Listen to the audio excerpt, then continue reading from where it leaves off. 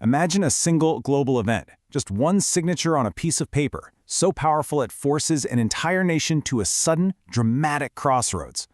Well, that's exactly the situation Thailand is facing right now. We're going to dive into how one decision completely shattered a decades-old strategy and pushed the country toward two very, very different futures. You know, geopolitical analysts have a powerful name for it, a structural shock. And that is not an exaggeration. This wasn't just some ripple in the pond. It was a full-blown earthquake that shook the very foundations of Thailand's place in the world. So here's how we're going to break it down. We're going to follow that shockwave, starting with the collapse of the world order that triggered the whole thing. Then we'll look at the two competing solutions that have emerged from the rubble. And finally, we'll get to the huge, defining choice that's now facing the entire nation. So where did this all kick off? Let's start with part one. A world order collapses.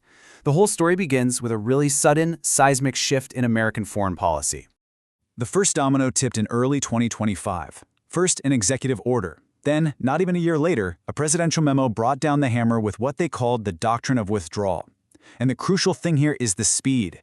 U.S. funding and participation in the global system didn't just wind down, it stopped immediately. And get this, the United States abruptly walked away from 66 international organizations. I mean, we're talking about everything from trade and security groups to major climate conventions. The entire post-World War II global order. Gone. Basically in the blink of an eye. Which brings us right to Thailand's doorstep. Section 2. Thailand's geopolitical earthquake. See, the fallout from this global decision wasn't some abstract thing over in Southeast Asia. It was direct and it was severe. They're calling it the bamboo snaps. You see, for decades, Thailand perfected this brilliant strategy called bamboo diplomacy.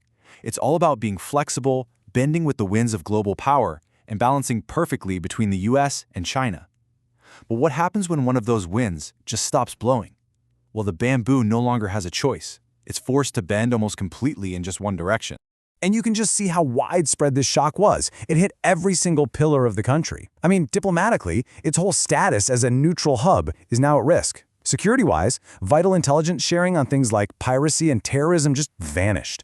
Economically, small businesses lost key support, and exporters are now staring down the barrel of new tariffs. And even on climate, more than $18 million in annual aid disappeared, completely derailing the country's green energy plan. And this really drives home the human cost of it all.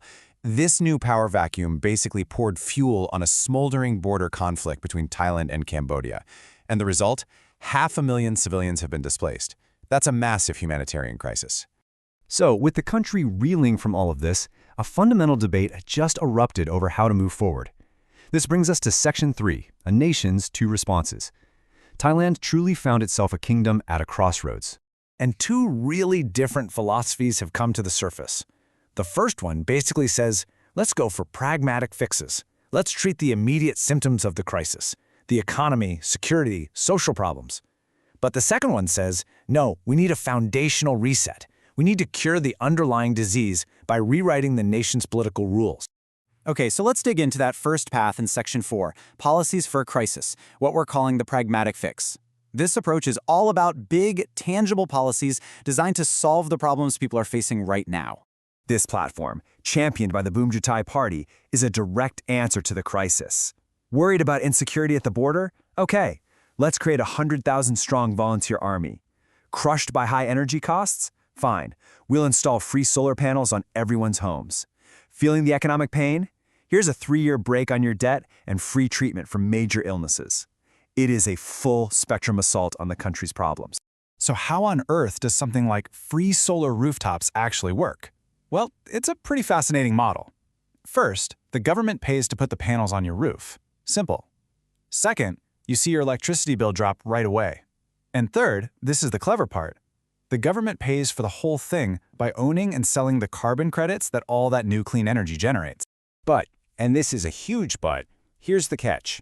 The estimated price tag for just that solar program is a staggering 1.2 trillion baht. And that's the core challenge of this whole pragmatic approach. These big, direct solutions come with an absolutely monumental price tag. And that massive cost is exactly what leads us to the second path in Section 5, rewriting the nation's rules, the foundational reset. The folks on this side of the debate argue that all those policies are like putting a bandage on a broken bone. They're asking a really powerful question. Are short-term fixes actually enough when this crisis has exposed deep, deep cracks in the nation's political foundations?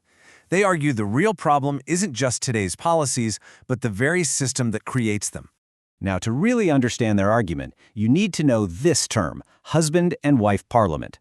It comes from a time in Thai history when the Senate, which is supposed to be an independent check on power, was just filled with the relatives of powerful politicians, which of course made any real oversight totally impossible. That fear is what shapes this entire debate. And proponents of this view say the current constitution creates what they call a closed loop of power.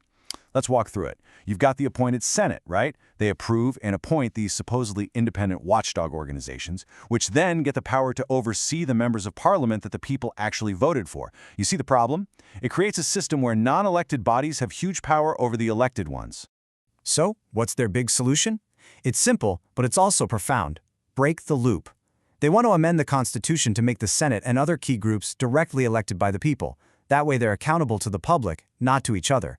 And all of that sets up our final section, number 6, Thailand's defining choice. Do you focus on immediate survival with new policies, or do you try to fix the entire system for the long term? When you put the two paths side by side, the trade-offs become crystal clear. The pragmatic policies, they offer a ton of immediate relief, but they come with huge financial risks.